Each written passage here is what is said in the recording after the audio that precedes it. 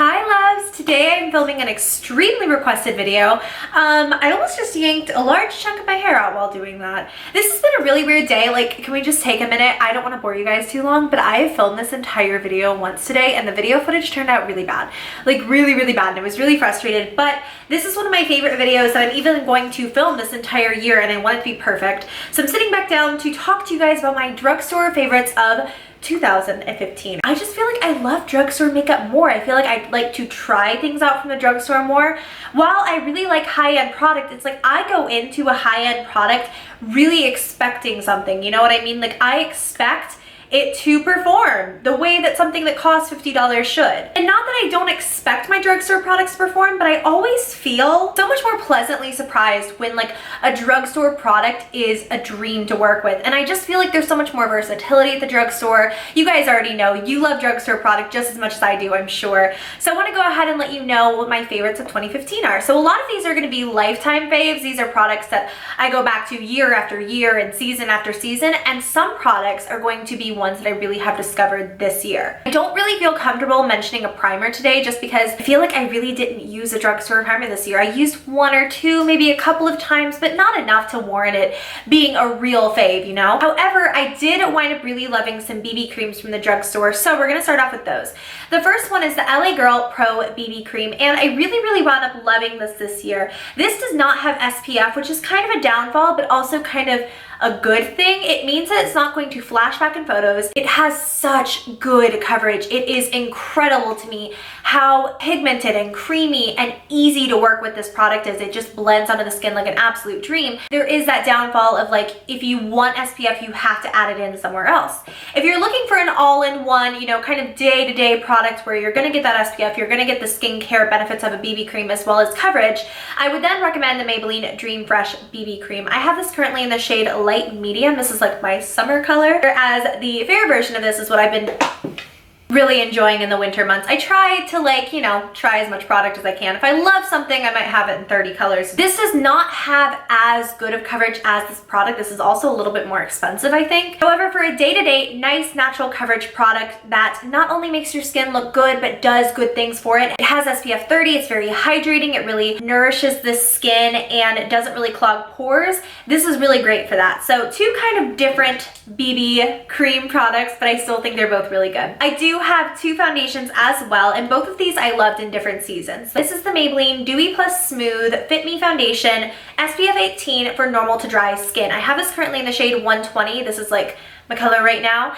but in the summer I have like two other shades that I go back to as well. This foundation is dewy. It's not one of those where it's like, oh, you can set it with a powder and it transforms. Like, you can set it with a powder. It's not one of those foundations that's sticky. You can set it, you can layer powder on top of it, but it's always going to have a glow. It's always going to look so healthy, so natural on the skin. This is a medium full to full coverage foundation. It can get amazingly full coverage. It never really gets cakey. It wears really well. It is such a good product, and I also have heard really good things about the matte and poreless version, but not really someone who generally goes for a matte foundation unless I'm using this bad boy. So this is kind of my more dewy foundation that I tend to go for at the drugstore. Meanwhile, this is my holy grail foundation, you guys. I can't believe it. It is so funny to me that this has officially beat out my like $55 Lancome foundation that has been my OG, like holy grail for God knows how long. You can probably see this baby is beloved by yours truly. The thing with this product is it is so incredibly versatile. You can go in with one layer and you probably have a medium full coverage. It's really going to make this skin just even out, and the way that it looks, it just looks like your skin. It looks like your skin texture. It doesn't enhance anything negative. It doesn't add any cakiness or anything like that. But that second layer is going to make the entire difference. Like, I'm wearing it today and it literally just looks so freaking beautiful on the skin. It is a satin matte finish, so you can kind of take it one way or the other. When I set this with a powder, it does go fully matte, and sometimes I really like that look. But this is also really nice in the sense that you don't have to set it with a powder in order for product not to look cakey and blotchy on top of it. Sometimes I notice with foundations like this, like Bless It, I love the absolute living bejesus out of it, but you have to put a powder on top before you put on like any additional powder products. Like, you have to set it because otherwise it will grab and make things look so patchy and blotchy and it's just not cute. This is just, you can do anything with it. You can set it or you cannot. You don't even have to prime with it. I have skipped the priming step and it literally lasts exactly the same. Kind of terrified. I've already been talking for like 10 minutes. If you're a familiar watcher of my channel, I'm sure that these do not surprise you. This is the Maybelline Instant Age Rewind Eraser Dark Circle Treatment Concealer, total mouthful, in the shade Brightener, and I conceal my dark circles with this on a daily basis. My problem with this, and I go through like 2 of these a year, you can see I'm down to like the tail end of this bad boy. My only issue is it's too brightening. It does the job too well. Like it literally looks like you don't have anything. It takes every bit of pigmentation and darkness and just brightens it away. And sometimes it can just look unnatural. So I like to go over top with a skin tone color concealer. I've been using the Rimmel London Match Perfection 2-in-1 concealer and highlighter in the shade 125 Fair for this.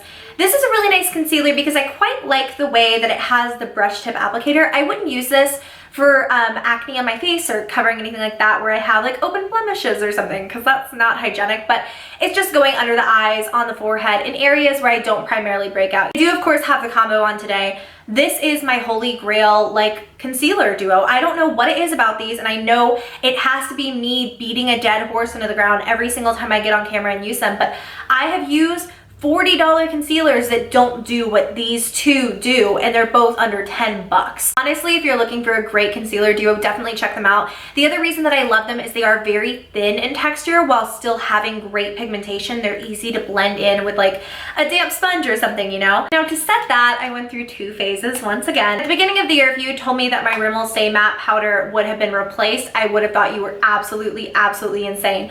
This powder I have used since the 9th grade. This powder has been in my life for so long. I've always loved it. I've gone through like 3 packaging changes with this, and I always went back to this shade, which is called Natural. It highlighted the under eye without being too much, and I could set the rest of my face with it if I did it lightly.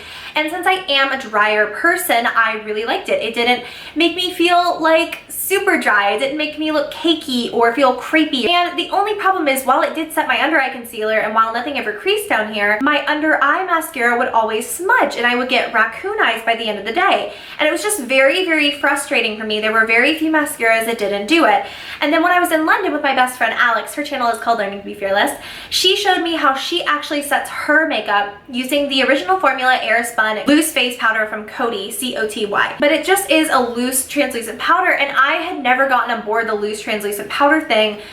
But there's just something so magical about this. The only downside is like it is so messy. There's constantly translucent powder all over my house, and it really can't be avoided with a powder like this. But those are the 2 powders that I used.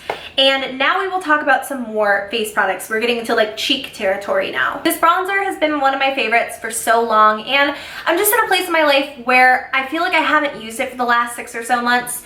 I tend to use this when I'm a little bit more tan now because it is quite an orangey color, but this is the NYC Smooth Skin Bronzing Face Powder in the color Sunny, and honestly, I use this so religiously for such a long time, and this was one of the only bronzers I would ever use because it is nice and warm tone. It adds a lot of life to the skin. It makes you just look so glowy, and it also can like chisel out the cheekbones and make you look a lot more defined.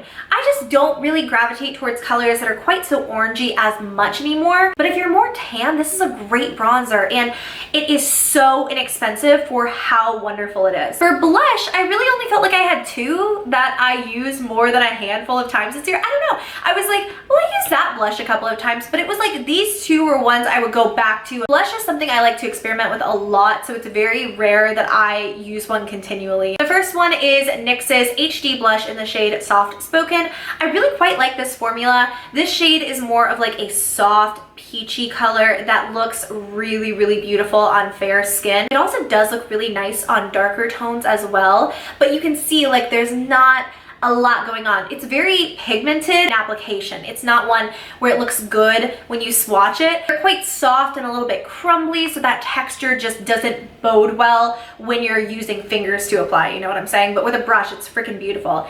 And along the exact same lines is this blush, which it does not swatch worth a damn, but it is the Milani Rose Blush in a blossom, or powder blush, I'm sorry, in Blossom Time Rose. I thought that there was rose in the name of these, but maybe it's just in like the color descriptor. Do not let the swatch deceive you. It is such a beautiful shade. Like, Ugh, you guys, I'm so obsessed with it.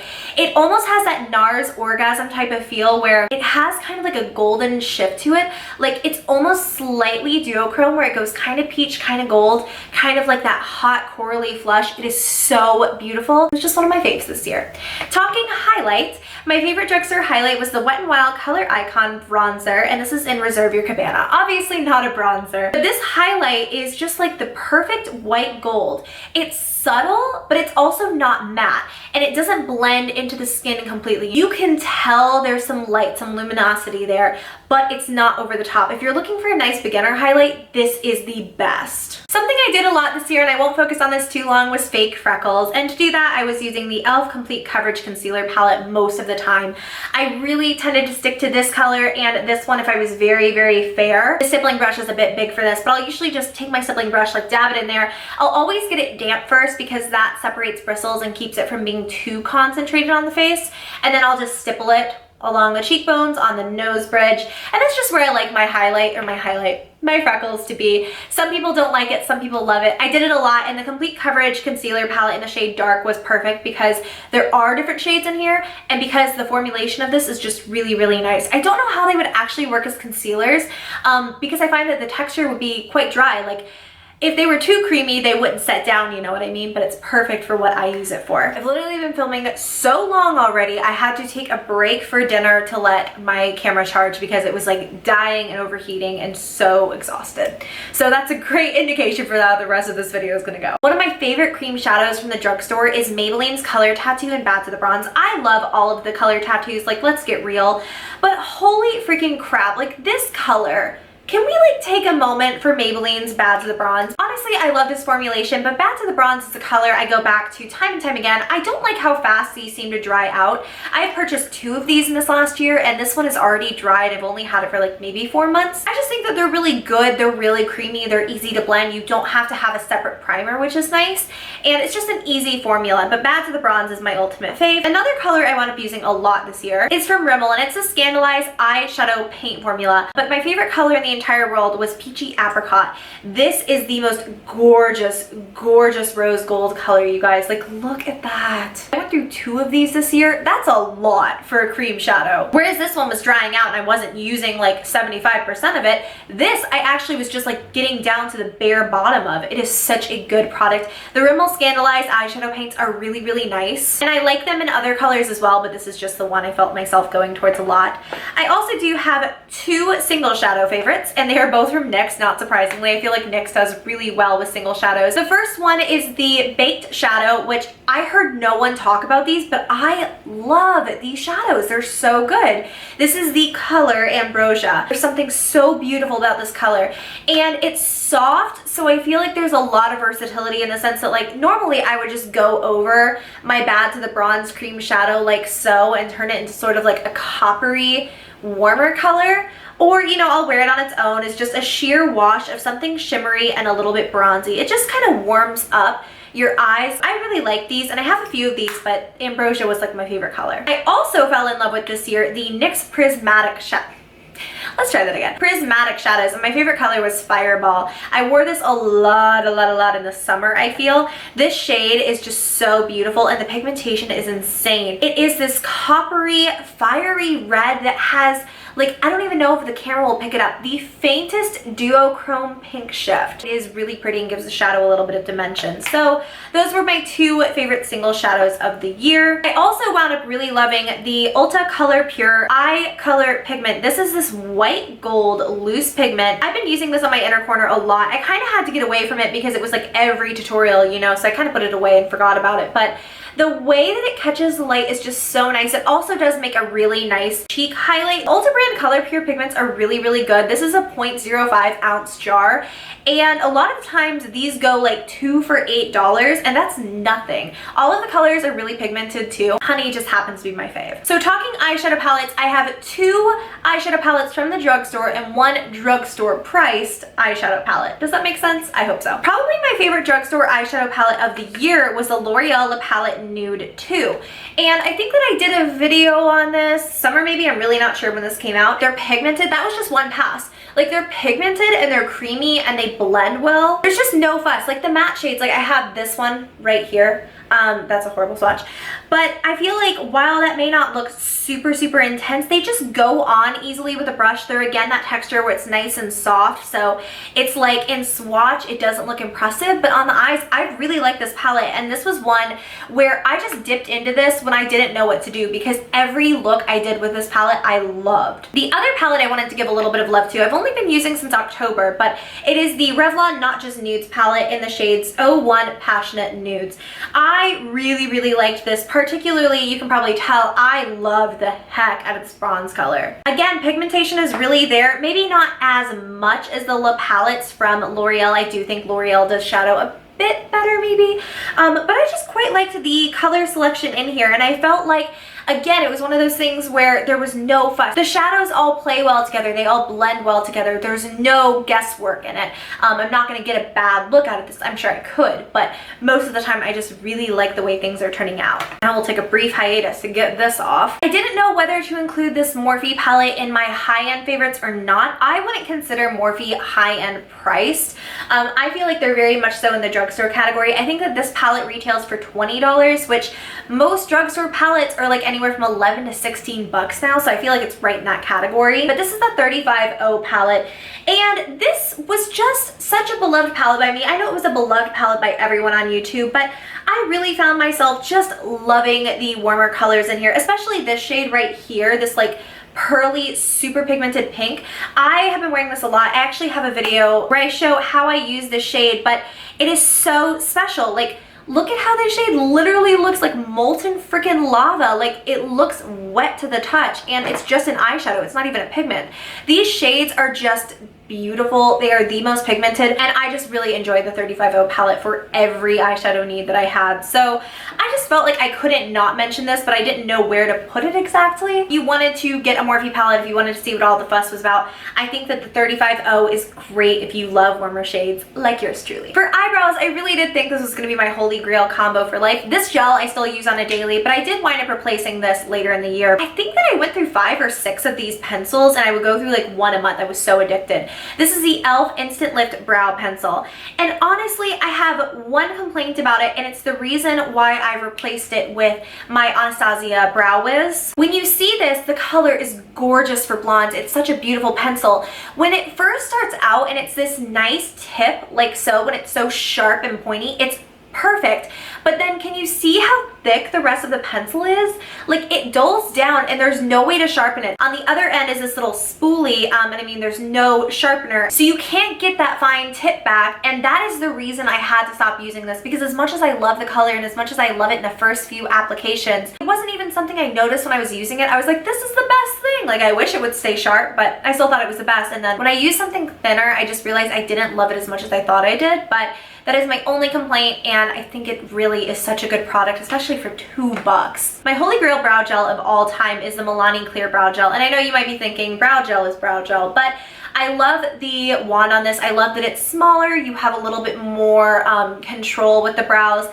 The brow gel does what you want a clear brow gel to do. You can't see it. It doesn't like leave your brows crunchy or clumpy or anything like that, but it will keep them in place throughout the day and blend in your brow product. So now coming back down from the brows onto the eyes, I wanted to mention my favorite liner of the year. I feel like in terms of pencil liner, didn't love that many, but I went through 2 of these this year. This is the Rimmel Scandaleyes Waterproof Kohl Eyeliner in the shade Nude. Favorite nude liner of all time. It stays on the waterline. I mean, it is creamy and it's brightening, and it's better than a stark white. It looks a bit more natural. But liquid liner goes to NYX's Collection Noir. I know I use this all the time. I know it's frustrating because it's like, girl, use something else. But I can't. It is such a good liner. Like, when you see how black and like straight of a line this product is capable of getting, you will understand why even a klutz like yours truly just freaking loves it. It is the best liquid liner on the market. It dries down. It stays perfectly opaque and black. I have done cat eyes with it, but it is a very thin brush tip. So cat eyes can be a little bit difficult because, I mean, you don't have like a hard edge to rely on, if that makes sense. Another liquid liner that I love this year is the Jordana Cat Eyeliner, and I've never tried this in black. Maybe I should give it a try because I love it in dark brown. It is still a brush tip, but something about it makes it really easy to do a cat eye. I don't know, it's just easy to control. Like, You can pretty much do anything and everything. This is a very versatile liquid liner. And I'm just someone who really likes dark brown liner. I think that it looks nice on my like skin color and my eye color and everything.